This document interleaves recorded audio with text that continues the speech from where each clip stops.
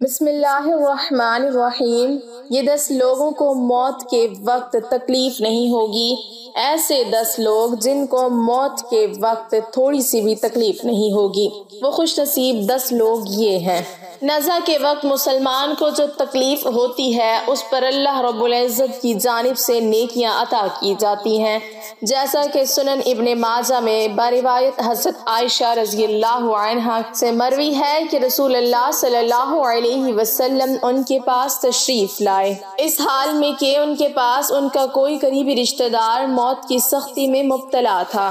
رسول اکرم صلی اللہ علیہ وسلم نے مشاہدہ فرما کر حضرت عائشہ رضی اللہ عنہا سے فرمایا، اپنے رشتہ دار پر غمگین نہ ہو، اس لیے کہ یہ اس کی نیکیاں ہیں۔ نیز حضرت عائشہ رضی اللہ عنہا سے ہی اس مضمون کی روایت ہے کہ جب سے رسول اللہ صلی اللہ علیہ وسلم کی وفات کی تکلیف میں نے دیکھی، اب میں کسی مسلمان میت کی حالت نزع کی تکلیف کو اس کے حق میں برا نہیں سمجھتی۔ بس مذکورہ حدیث سے معلوم ہوتا ہے کہ نزع کے وقت ہونے والی سختی مرنے والے کی بدعمالیوں کا ہرگز نتیجہ نہیں ہوتی۔ مسلمان کے حق میں اس پر اجر و ثواب اور گناہوں کی معافی کی ہی امید رکھنی چاہیے۔ ناظرین، 10 لوگوں کو مرتے وقت تکلیف نہیں ہوگی۔ حضرت سیدنا عثمان غنی رضی اللہ عنہ نے فرمایا تھا، دنیا میں 10 لوگ ایسے ہیں جن کو مرتے وقت تکلیف نہیں ہوگی، ان کی روح آسانی سے نکلے گی۔ حالت نزع میں انسان کی آدھی روح اندر ہوتی ہے اور آدھی روح باہر ہوتی ہے، اور بندہ تکلیف میں ہوتا ہے۔ اس وقت انسان کو پیاس اتنی لگتی ہے کہ انسان یہ چاہتا ہے کہ سمندر کا پانی پی جاؤں، اور اگر بالفرض 7 سمندر کا پانی وہ پی بھی جائے پھر بھی اس کی پیاس کبھی ختم نہیں ہوگی۔ روح نکلتے وقت انسان کو جو تکلیف ہو رہی ہوتی ہے وہ ناقابل بیان ہے۔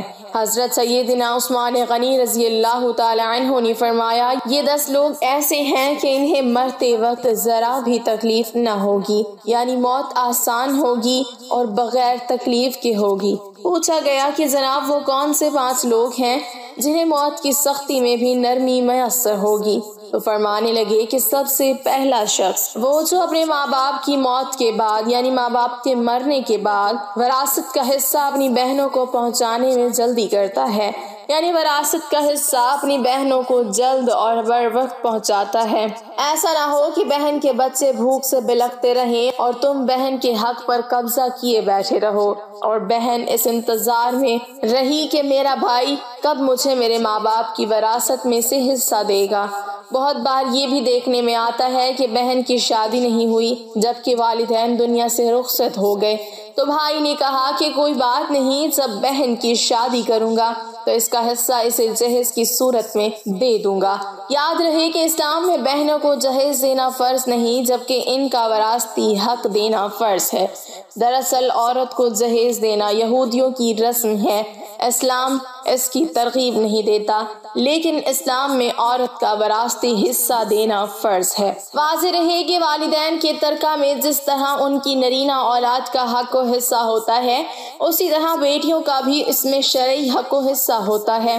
والدین کے انتقال کے بعد ان کے ترکہ پر بیٹیوں کا خود تنہا قبضہ کر لینا اور بہنوں کو ان کے شرعی حصے سے محروم رکھنا ناجائز اور سخت گناہ ہے۔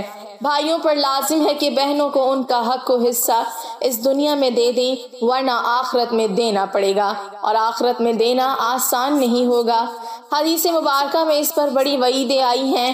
حضرت سعید بن زید رضی اللہ تعالی عنہ فرماتے ہیں کہ رسول اللہ صلی اللہ علیہ وسلم نے فرمایا، جو شخص کسی کی بالشت پر زمین بھی از راہ ظلم لے گا، قیامت کے دن 7 زمینوں میں سے اتنی ہی زمین اس کے گلے میں توق کے طور پر ڈال لی جائے گی۔ ایک اور حدیث مبارکہ میں ہے، حضرت انس رضی اللہ تعالی عنہ فرماتے ہیں، رسول اللہ صلی اللہ علیہ وسلم نے فرمایا، جو شخص اپنے وارث کی میراث کاٹے گا، یعنی اس کا حصہ نہیں دے گا، تو اللہ تعالیٰ قیامت کے دن اس کی جنت کی میراث کاٹ لے گا۔ یاد رہے کہ جہیز کی رسم اسلام کی رسم نہیں بلکہ یہودی کی رسم ہے، اور اس کا سب سے بڑا نقصان ہے کہ جس طرح یہودی کی عورت کو بغیر جہیز کے کوئی شخص قبول نہیں کرتا تھا، اسی طرح آج اسلام میں بھی عورتوں کی شادیوں میں سب سے بڑی رکاوٹ جہیز ہے۔ غریب آدمی کی بیٹی بیٹھی بیٹھی بوڑھی ہو گئی کہ جہیز کا کوئی بندوبست نہ ہو سکا۔ اسی طرح اگر کوئی شخص ڈیئر ناظرین، پلیز چینل کو سبسکرائب کر دیں، شکریہ۔ کہ میں بہن کا وراثتی حصہ تو نہیں دے سکتا، البتہ جب اس کی شادی کا وقت ہوگا تو جہیز دے دوں گا۔ لہٰذا فرمایا گیا کہ بہنوں کو بر وقت حصہ دینے والے کی روح موت کے وقت بڑی آسانی سے نکلتی ہے۔ ناظرین، بہن کا حق کھانا ایسا ہے جیسے خنزیر کا گوشت کھانا۔ نمبر 2، یتیم کی کفالت کرنے والا۔ ایسا شخص جو یتیم بچوں کی اچھی تعلیم و تربیت کرے گا، اس کو بھی موت کے وقت تکلیف نہیں ہوگی۔ حضرت عبداللہ بن عباس سے روایت ہے، امام الانبیاء صلی اللہ علیہ وسلم نے ارشاد فرمایا، جس نے مسلمانوں کے کسی یتیم بچے کے کھانے پینے کی ذمہ داری لی، اللہ تعالیٰ اسے جنت میں داخل فرمائے گا۔ رسول اکرم صلی اللہ علیہ وسلم نے تو یتیم کی کفالت کرنے کو جنت میں اپنے ساتھ ہونے کی بشارت سے نوازا ہے کہ وہ جنت میں آپ صلی اللہ علیہ وسلم کے ساتھ ہوگا۔ حضرت سہل بن سعد رضی اللہ تعالی عنہ بیان کرتے ہیں کہ رسول اکرم صلی اللہ علیہ وسلم نے فرمایا، میں اور یتیم کی کفالت کرنے والا جنت میں اس طرح ہوں گے، اور آپ صلی اللہ علیہ وسلم نے اپنی انگشت شہادت اور درمیانی انگلی کے درمیان تھوڑا سا فاصلہ کر کے اشارہ کیا۔ نمبر 3، کثرت سے صدقہ کرنے والا شخص، یعنی ایسا شخص جو اللہ اور اس کے رسول صلی اللہ علیہ وسلم کی رضا کے لیے اپنے مال و دولت میں سے یوں صدقہ کرتا ہے کہ جب وہ اپنے ایک ہاتھ سے کسی کو دیتا ہے تو دوسرے ہاتھ کو پتہ بھی نہ چلے۔ یعنی دوسرا انسان وہ ہے جو کثرت سے صدقہ کرے گا تو اس کی موت کے وقت اس کی روح آسانی سے نکلے گی اور جان کنی کا عمل اس کے لیے تکلیف دہ نہیں ہوگا۔ نمبر 4، نرم دل والے، یعنی وہ لوگ جو دوسروں کی غلطیوں کو بھلا کر انہیں معاف کرنے والا۔ ایسے شخص کو موت میں سختی محسوس نہیں ہوگی، کیونکہ اس نے دنیا میں لوگوں کے ساتھ نرمی اختیار کی تھی تو اس کے ساتھ بھی نرمی کا معاملہ ہوگا۔ حضرت ابو ہریرہ رضی اللہ عنہ سے روایت ہے کہ نبی اکرم صلی اللہ علیہ وسلم نے فرمایا، جنت میں ایسے لوگ داخل ہوں گے جن کے دل چڑیوں جیسے ہوں گے، یعنی چڑیوں کی طرح ان کے دل نرم ہوں گے۔ نمبر 5، ایسا انسان جو اپنی فیملی سے اچھا سلوک کرنے والا ہے، یعنی اپنے ماں باپ، بیوی بچوں اور بہن بھائیوں سے نرم دلی کا رویہ رکھنے والا ہے، اپنے بیوی بچوں سے پیار کرنے والا ہے، حلال کا لقمہ کما کر اپنے بیوی بچوں کی کفالت کرنے والا ہے۔ بزرگان دین فرماتے ہیں کہ جب رزق تنگ ہونے لگے تو دسترخوان کو وسیع کر لیا کرو، یعنی اپنے بیوی بچوں پر خرچ کرنا بھی صدقہ ہے، انہیں کھلانا پلانا صدقہ ہے۔ لہٰذا ایسا شخص جو اپنی فیملی پر خرچ کرتا ہو اور ان سے حسن سلوک کرتا ہو تو جب وہ دنیا سے رخصت ہوگا تو اس کی روح نکلنے میں آسانی ہوگی اور اسے کوئی تکلیف نہ ہوگی۔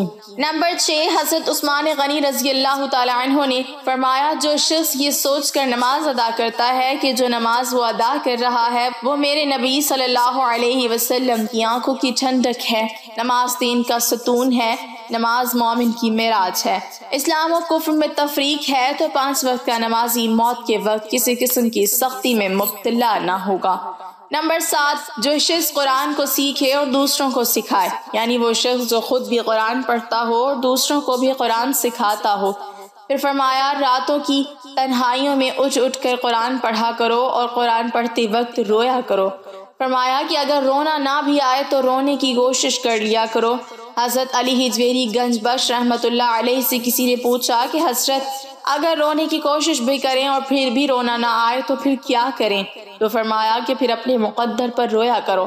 کیا تم اتنے سنگ دل ہو گئے ہو کہ تمہاری آنکھیں آنسو نہیں بہاتی؟ نمبر 8، بیٹیوں کی پرورش کرنے والا، جس شخص کی 2 سے زیادہ بیٹیاں ہوں اور وہ ان کی خوش دلی سے پرورش کرے، ان کی اچھی تعلیم و تربیت کرے اور پھر جوان ہونے پر ان کی اچھی جگہ شادی کرے تو اس کو موت کے وقت تکلیف نہیں ہوگی اور وہ جنت میں داخل ہوگا۔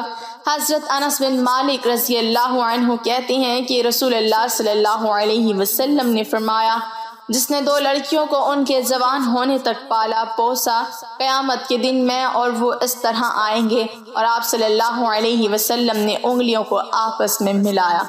نمبر 9، رات کو قیام کرنے والے کو بھی موت کے وقت تکلیف محسوس نہیں ہوگی۔ نمبر 10، وضو کے بعد 2 رکعت نفل تحیۃ الوضو باقاعدگی سے ادا کرنے والے کی روح بھی آسانی سے نکلے گی اور اسے کسی قسم کی تکلیف نہیں ہوگی۔ اللہ پاک سے دعا ہے کہ ہم سب مسلمانوں کی موت کے وقت کی سختیوں کو دور فرما کر ہمارا خاتمہ ایمان پر فرمائے، آمین۔ ناظرین، کمنٹ باکس میں اللہ تعالیٰ کے 99 ناموں میں سے ایک نام ضرور ٹائپ کریں۔